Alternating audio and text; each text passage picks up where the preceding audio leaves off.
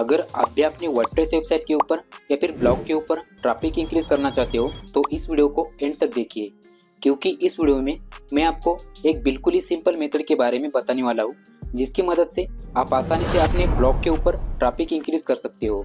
और ऑब्वियसली अगर आपकी साइट का ट्रैफिक इंक्रीज होगा तो आपकी साइट की अर्निंग भी ऑटोमेटिकली इंक्रीज हो जाएगी। तो अभी मैं आपको जिस मेथड के बारे में बताने वाला हूँ उस मेथड के बारे में शायद पहले से बहुत से लोग जानते होंगे, लेकिन इसको प्रॉपर तरीके से किस तरह से सेटअप करते हैं उसके बारे में यहाँ पर मैं आपको सारी चीज़ें स्टेप बाय स्टेप बताने वाला हूँ। तो चलिए वीडियो को स्टार्ट करते हैं। तो सबसे पहले यहाँ पर हमें एक सिंपल सा प्लगइन इंस्टॉल कर लेना है।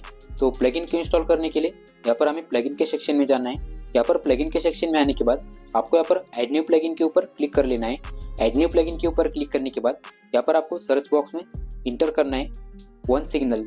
तो ये प्लगइन यहाँ पर सर्च करने के बाद आपके सामने इस तरह का एक प्लगइन आ जाएगा। तो इस प्लगइन को यहाँ पर आपको इंस्टॉल करके एक्टिवेट कर लेना है। अभी यहाँ पर बहुत से लोग सोचेंगे कि इस प्लगइन से हमारा ट्रैफिक किस तरह से इंक्रीज होगा, तो उसके बारे में मैं आपको वीडियो के एंड में डिटेल में बताऊंगा। लेकिन उससे पहले यहाँ पर हम इस प्लगइन का सेटअप कंप्लीट कर लेते हैं। तो इस प्लगइन का सेटअप कंप्लीट करने के लिए यहाँ पर हमें डैशबोर्ड पर थोड़ा नीचे आना है। नीचे आने के बाद यहाँ पर हमें एक वन सिग्नल का ऑप्शन दिखाई दे रहा होगा, तो इसके ऊपर हमें क्लिक कर लेना है। इस ऑप्शन के ऊपर क्लिक करने के बाद इसका जो डैशबोर्ड है वो डैशबोर्ड आपके सामने यहाँ पर ओपन हो जाएगा। तो यहाँ पर आने के बाद सबसे पहले यहाँ पर हमें दो ऑप्शन दिखाई देंगे, एक सेटअप का और एक कॉन्फ़िगरेशन का। तो सबसे पहले हमें यहाँ पर सेटअप वाले ऑप्शन पर क्लिक कर लेना है। उसके बाद यहाँ पर हमें एक अकाउंट क्रिएट करने के लिए बोला जाएगा। तो यहाँ पर हमें क्लिक करके हमें वन सिग्नल का अकाउंट क्रिएट कर लेना है। तो यहाँ पर मैं वन सिग्नल के ऊपर क्लिक कर लेता हूँ। तो जैसे मैं यहाँ पर वन सिग्नल के ऊपर क्लिक करूँगा तो वन सिग्नल की जो ऑफिशियल साइट है वो साइट यहाँ पर ओपन हो जाएगी। तो यहाँ पर इस साइट के ऊपर आने के बाद आपको यहाँ पर गेट स्टार्टेड नाउ का एक बटन दिखाई दे रहा होगा। तो इस बटन के ऊपर आपको क्लिक कर लेना है। तो उस बटन के ऊपर क्लिक करने के बाद यहाँ पर आपको आपका अकाउंट क्रिएट करने के लिए बोला जाएगा। तो सबसे पहले यहाँ पर आपको अपना जो ईमेल है वो ईमेल आईडी यहाँ पर इंटर कर लेना है। उसके बाद यहाँ पर आपको आपका पासवर्ड सेट कर लेना है। तो मैं यहाँ पर मेरा पासवर्ड इंटर कर लेता हूँ। तो यहाँ पर पासवर्ड इंटर करने के बाद आपको आई एग्री के चेक बॉक्स पर चेक कर लेना है और उसके बाद यहाँ पर आपको साइन अप के बटन पर क्लिक कर लेना है। साइन अप के बटन पर क्लिक करने के बाद आपके सामने इस तरह के अलग अलग तरह के प्लान ओपन हो जाएंगे। उनमें से आपको एक फ्री वाला प्लान यहाँ पर सिलेक्ट कर लेना है। उसके बाद यहाँ पर आपको गेट स्टार्टेड नाउ के बटन पर क्लिक कर लेना है। तो जैसे आप गेट स्टार्टेड के बटन पर क्लिक करोगे उसके बाद इनकी तरफ से आपके मेल आईडी पर एक मेल भेजा जाएगा। तो यहाँ पर हमारा मेल आईडी ओपन कर लेते। तो आप देख सकते हो यहाँ पर मुझे एक मेल रिसीव हो चुका है। तो यहाँ पर मैं इसको ओपन कर लेता हूँ। उसके बाद यहाँ पर हमें कन्फर्म अकाउंट के बटन पर क्लिक कर लेना है।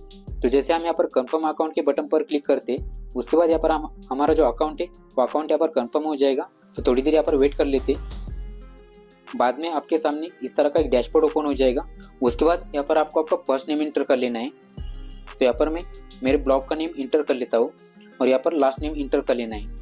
बाद में यहाँ पर आपकी जो कैटेगरी है ब्लॉग की वो कैटेगरी आपको यहाँ पर सिलेक्ट कर लेनी है। तो यहाँ पर मेरी ब्लॉग की कैटेगरी नहीं दी गई तो इसलिए मैं यहाँ पर मार्केटिंग सिलेक्ट कर लेता हूँ।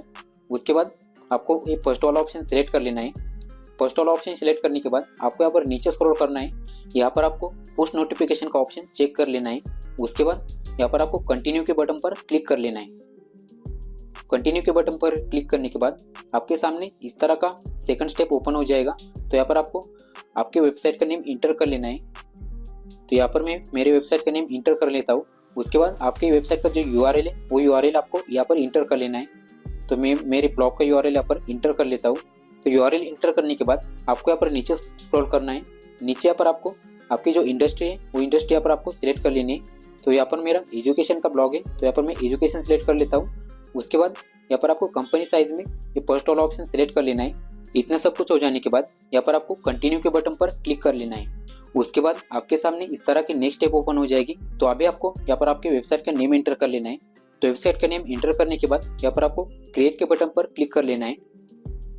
बाद में आपके सामने इस तरह का एक डैशबोर्ड ओपन हो जाएगा। तो यहाँ पर आपके सामने अलग अलग तरह के स्टेप ओपन हो जाएंगे। तो आप अगर इस स्टेप को कंप्लीट करना चाहते हो तो डायरेक्टली इस स्टेप को आप कंप्लीट कर सकते हो। अदरवाइज यहाँ पर आप कंप्लीट लेटर के ऑप्शन पर क्लिक कर सकते हो। तो मैं फिलहाल यहाँ पर कंप्लीट लेटर के बटन पर क्लिक कर देता हूँ। उसके ऊपर क्लिक करने के बाद आपके सामने इस तरह का लेट गेट स्टार्टेड का ऑप्शन ओपन हो जाएगा। तो यहाँ पर अभी आपको गेट सेटअप के बटन पर क्लिक कर लेना है। गेट सेटअप के बटन पर क्लिक करने के बाद आपके सामने इस तरह के ऑप्शन ओपन हो जाएंगे। तो इनमें से यहाँ पर आपको पुश एंड इन ऐप का ऑप्शन दिखाई दे रहा होगा। तो यहाँ पर आपको सेटअप के ऑप्शन पर क्लिक कर लेना है। तो सेटअप के बटन पर क्लिक करने के बाद थोड़ी देर यहाँ पर वेट कर लेना है। थोड़ी देर वेट करने के बाद आपके सामने इस तरह के अलग अलग ऑप्शन ओपन हो जाएंगे। उनमें से आपको वेब वाला ऑप्शन सिलेक्ट कर लेना है। वेब वाला ऑप्शन सिलेक्ट करने के बाद यहाँ पर आपको नीचे कंटिन्यू के बटन पर क्लिक कर लेना है। बाद में यहाँ पर आप वर्डप्रेस के लिए ये सारी सेटिंग कर रहे हो तो इसके लिए आपको यहाँ पर वर्डप्रेस का ऑप्शन सिलेक्ट कर लेना है। वर्डप्रेस का ऑप्शन सिलेक्ट करने के बाद यहाँ पर आपको नीचे भी एक वर्डप्रेस का ऑप्शन दिखाई देगा, तो इसको भी आपको सिलेक्ट कर लेना है। तो जैसे आप यहाँ पर इसको सिलेक्ट करोगे उसके बाद यहाँ पर नीचे आपका वेबसाइट का नेम इंटर करने के लिए बोला जाएगा। तो यहाँ पर मैं वेबसाइट का नेम इंटर कर लेता हूँ। उसके बाद यहाँ पर हमें साइट का यूआरएल भी इंटर करने के लिए बोला जाएगा। तो फिर से यहाँ पर मैं मेरा साइट का यूआरएल इंटर कर लेता हूँ।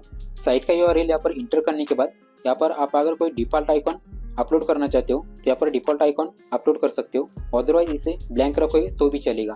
उसके बाद यहाँ पर आपको नीचे स्क्रॉल करना है। नीचे आने के बाद यहाँ पर आपको एक सेव का बटन दिखाई दे रहा होगा, तो इसके ऊपर आपको क्लिक कर लेना है। सेव के बटन पर क्लिक करने के बाद यहाँ पर थोड़ी देर वेट कर लेना है। थोड़ी देर वेट करने के बाद अब यहाँ पर आपको वेब कॉन्फ़िगरेशन का एक लास्ट स्टेप दिखाई देगा।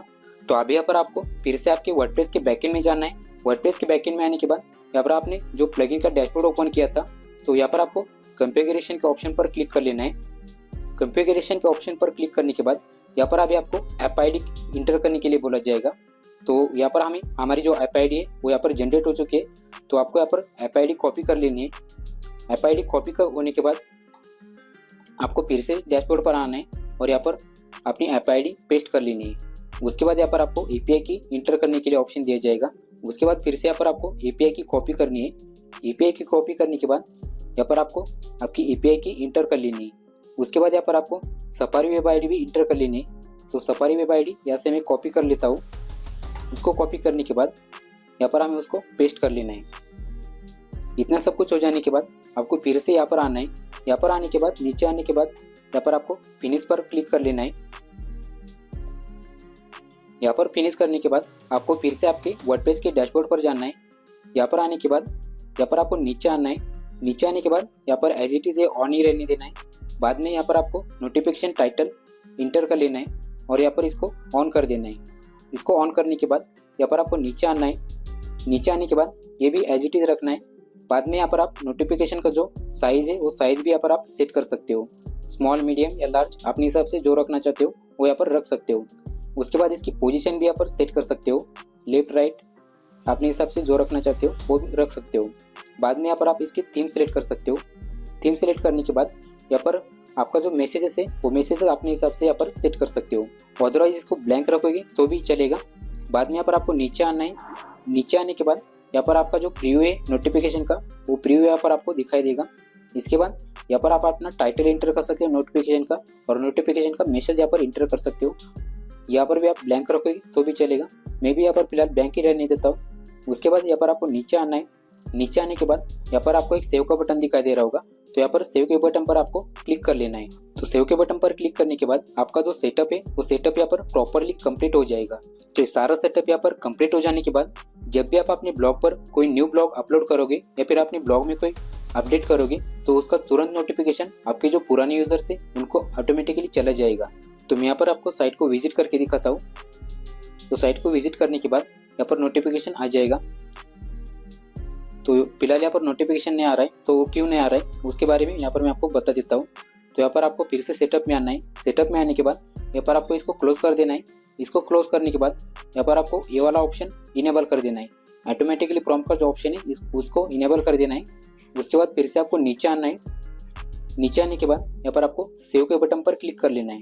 यहाँ पर हमारे सेटिंग सेव हो जाने के बाद मैं फिर से यहाँ पर साइट को विजिट करके दिखाता हूँ। तो साइट को रिफ्रेश करने के बाद यहाँ पर आप देख सकते हो इस तरह का नोटिफिकेशन तुरंत यूजर को भी चला जाएगा। तो उसकी वजह से आपने अपने ब्लॉग पर जो भी न्यू ब्लॉग अपलोड किया है या फिर आपने साइट पर जो भी अपडेशन किया है उसके बारे में तुरंत यूजर को पता चल जाएगा, और उसकी वजह से आपके जो पुराने यूजर्स है वो यूजर आपके साइट पे आते जाएंगे और आपके साइट का ट्रैफिक बढ़ता जाएगा।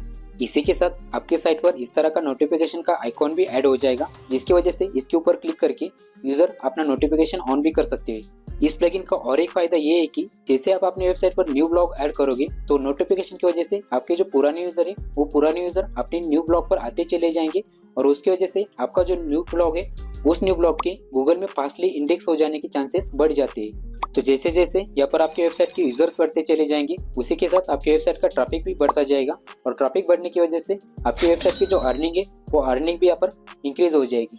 तो आई होप इस वीडियो की सारी बातें आपको अच्छी तरह से समझ में आई होगी।